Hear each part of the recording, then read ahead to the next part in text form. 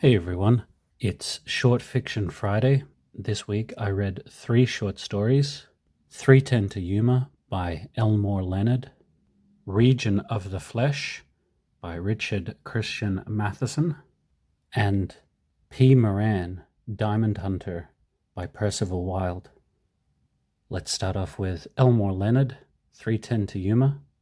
This story was first published in Dime Western magazine in March 1953. It tells the story of Paul Scallon, who is a deputy marshal, and he's tasked with transporting a criminal, Jimmy Kid. They have to catch the train to Yuma, and while they're waiting for the train, Jimmy Kid tries various methods to escape or get out of this, such as trying to bribe Paul Scallon, and various other things happen. But you all know that it's building to a confrontation between Paul and Jimmy Kid's posse. This was a very good pulpy read, fast-paced action. I really enjoyed this one, and I'm looking forward to reading more Elmore Leonard. Alright, next up I read Region of the Flesh by Richard Christian Matheson. This story first appeared in 1991 in Obsessions, edited by Gary Razor. This has an unnamed point of view character who buys a mattress on which someone had previously been murdered. And the idea is that he's kind of increasingly obsessed by the murder and dreams about the murder. This is a very short story, only 5 pages. It's really just a start of an idea. It doesn't really go anywhere interesting. Yeah, not too much to say about this one, unfortunately. It's not a particularly interesting idea, but at 5 pages, it also doesn't wear out its welcome. So yeah, it just feels kind of inconsequential. Alright, last thing I read this week was P. Moran, Diamond Hunter by Percival Wilde. This story first appeared in Ellery Queen's Mystery Magazine, April 1946. This is a mystery that very much leans into comedy. The main character is Peter Moran, who's a bumbling detective. And basically he's been contacted by a Mr. Burton Findlay, who's a rich guy. He recently hosted a party in which one of his guests had some diamonds stolen from him. They've determined that the diamonds are probably still in the house somewhere. They think it wouldn't be possible for any of the attendants to smuggle the diamonds out. So it's up to Peter Moran to figure out where the diamonds must be.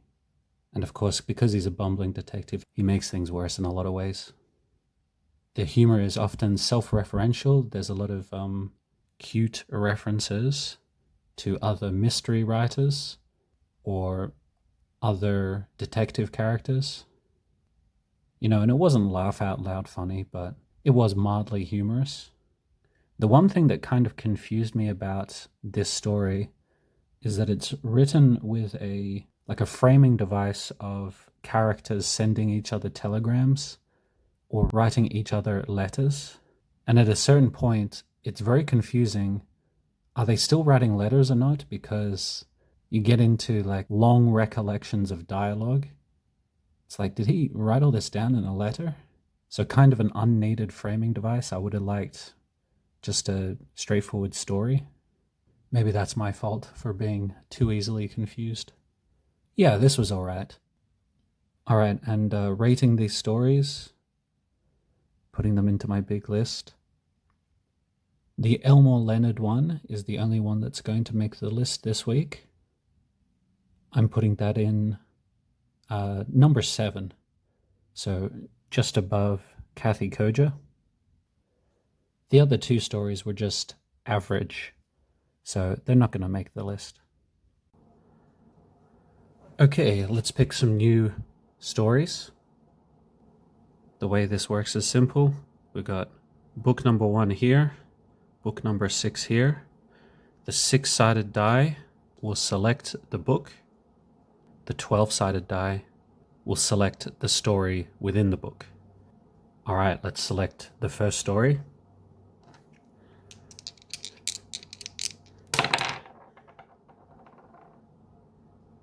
We have 6 and 6. The ones with pencil marks I've already read for this series. 1, 2, 3, 4, 5, 6. We're reading Wendy Webb, Prism, and that's 6 pages.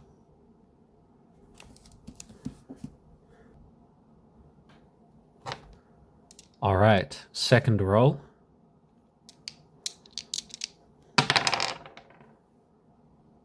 Three and 6. Spellbinders in suspense. 1, 2, 3, 4, 5, 6.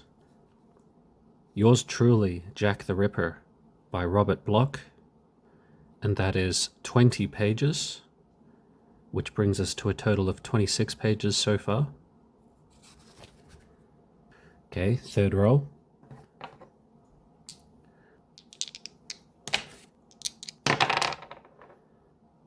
4 and 12. That's the body horror book.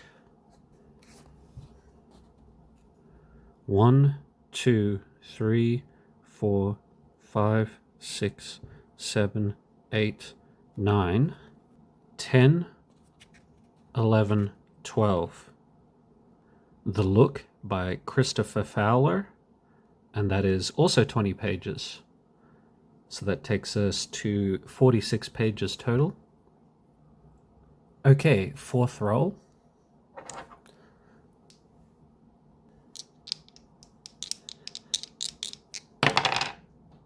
4 and 11. So that's also the body horror book. We just went past that. That's James Herbert, I think. 1, 2, 3, 4, 5, 6, 7, 8, 9, 10, 11. Others by James Herbert, and that's 9 pages long. That takes us up over 50 pages. I'll list the 4 stories up on the screen here. I'm looking forward to James Herbert and Robert Bloch. I've enjoyed both of their writing previously. Go read these short stories if you can find them.